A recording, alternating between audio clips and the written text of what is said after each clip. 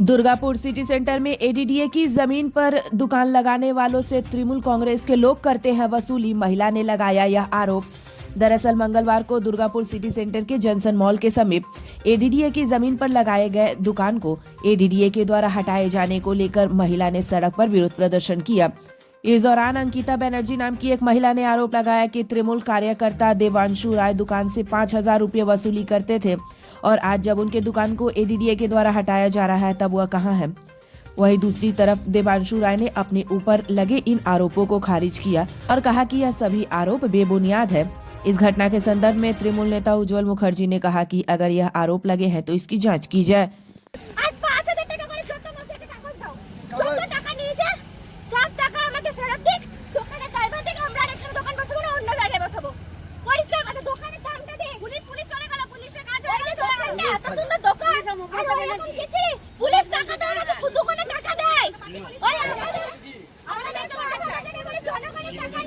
পুলিশকে দিচ্ছে মিডিয়া নিয়েছে কি নাম বলছে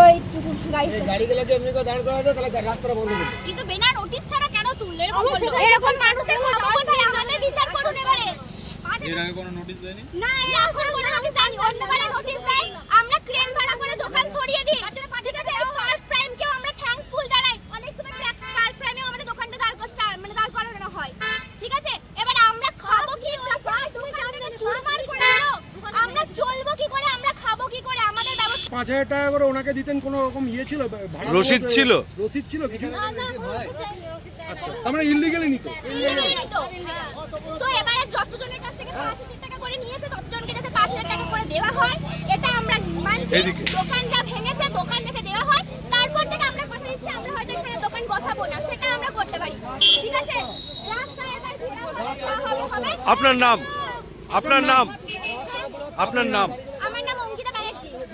একটা অভিযোগ এসেছে সিটি সেন্টারের জাংশন মলের সামনে বেশ কিছু অবৈধ দোকান আপনি বসিয়েছেন এবং তাদের কাছ থেকে মোটা টাকা মাসে ভাড়া নিচ্ছেন, এই বিষয়ে আপনি কি বলবেন?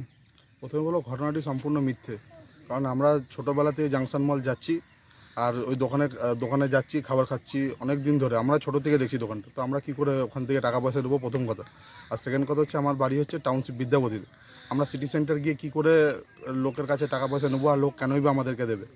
আর আরেকটা কথা বলছি, পুরোভাবে আইনি পদক্ষেপ নিন, যদি আমার নামে কোনো কিছু প্রমাণ হয় আপনারা যা সাজা দেবেন আমি দিতে রাজি আছি। আর এটা সম্পূর্ণ রাজনৈতিকভাবে আমাদেরকে ফাঁসানো হচ্ছে। আপনার নাম? আমার নাম দেবাংশু রায়।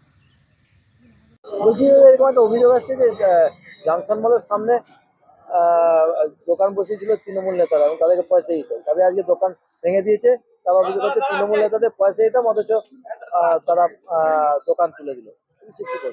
দেখুন এখন তো সব জায়গাতে তৃণমূলের নাম হতেই পারে, কিন্তু কোনো অবৈধ কোনো জায়গাতে তৃণমূলের নেতারা ইন্টারফেয়ার করবে না। প্রশাসন আছে এবং জমির জুড়ে দেখার জন্যে এই এলাকায় যেখানে এডিডিএ জায়গা আছে সেখানে এডিডিএ আছে এবং আমি মনে করি যে প্রশাসনিক ঘটনা যাই বা হোক এটা প্রশাসন তৎপর এবং সেইভাবেই কাজ করবে।